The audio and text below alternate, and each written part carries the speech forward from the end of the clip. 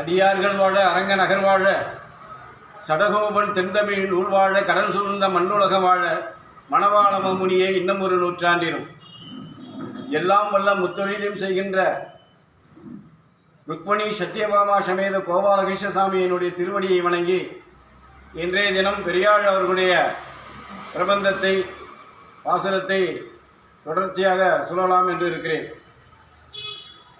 நாட்கள் ஓர் நாளைந்து திங்கள் அளவிலே தாளை நிமிர்த்த சகடத்தை சாடிபோய் வாள்கோள் வலை எயிற்று ஆறுயிர் வவ்வினான் தோள்கள் இருந்தவா காணீரே கரிக்குழலீர் வந்து காணீரோ என்று பாடுகிறார்.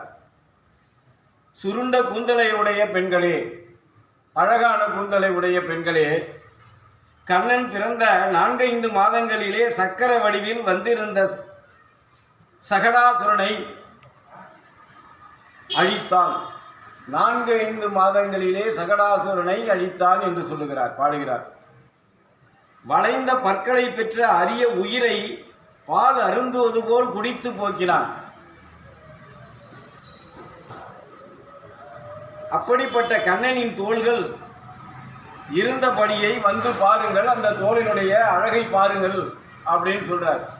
அடுத்தபடியாக மைத்தடன் கண்ணி யசோதை வளர்க்கின்ற யசோதையினுடைய வளர்ப்பு பிள்ளையாக தானே இருக்கிறார் கண்ணன். செய்தலை நீல நிறத்து சிறுபிள்ளை நெய்த்தலை நேமியும் சங்கு நிலாவிய கைத்தளங்கள் வந்து காணீரோ கணங்குழையீர் வந்து காணீரோ என்று பாடுகிறார்.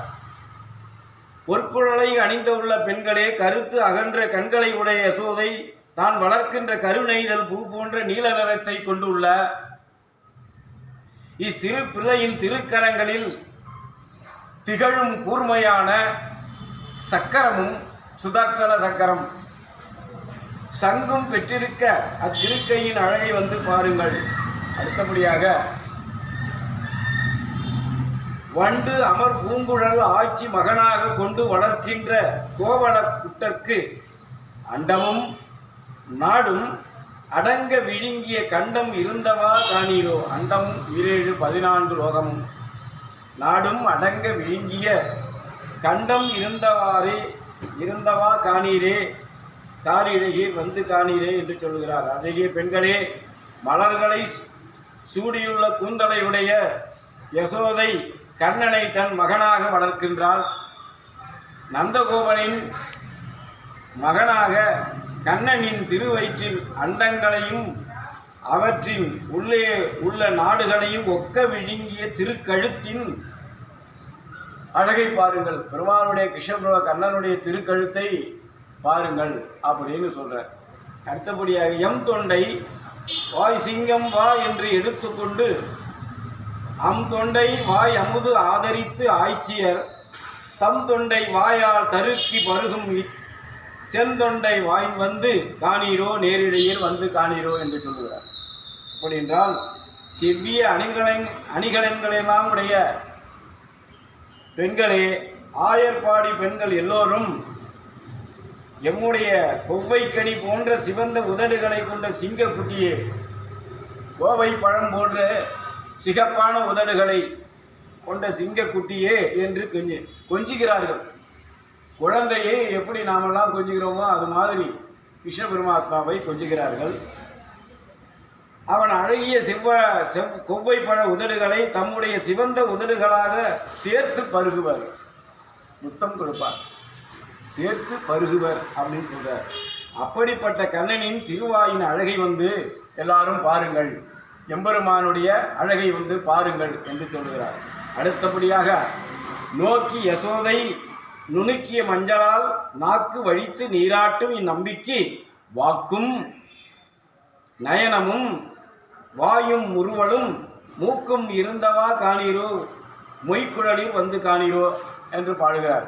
என்றால் செறிந்த கூந்தலை உடைய பெண்களே, யசோதை பிராட்டி கண்ணனின் திருமேனி மென்மைக்கு ஏற்றவாறு அரைத்த மஞ்சளை கொண்டு தேய்த்து நீராட்டுகையில் நாக்கை வழிக்கிறார். பேச்சு வரணும்னு நம்மளாம் குழந்தையா இருக்கச்சு அதில் எல்லாம் செய்வோம். அது மாதிரி யசோதை அப்படியெல்லாம் வளர்க்கிறார். இச்சிறந்த பிள்ளையின் பேச்சழகும் கண்ணழகும் வாயழகும் அந்த வாயின் தோன்றும் புன்சிரிப்பின் அழகும் மூக்கழகும் ஆகிய இவ்வழகுகளை வந்து பாருங்கள் என்று சொல்லுகிறார். அடுத்தபடியாக விண்கொள் அமரர்கோள் வேதனை தீருமுன் மனம் மண் கொண்பா வசுதேவர் தம் மகனாய் வந்து தின்கொள் அசுரரை தேய வளர்க்கின்றான் கண்கள் இருந்தவா காணீரோ கனவளையில் வந்து காணீரோ என்று சொல்கிறார். அப்படி என்றால் பொன் வளையல்களை அணிந்த பெண்களே,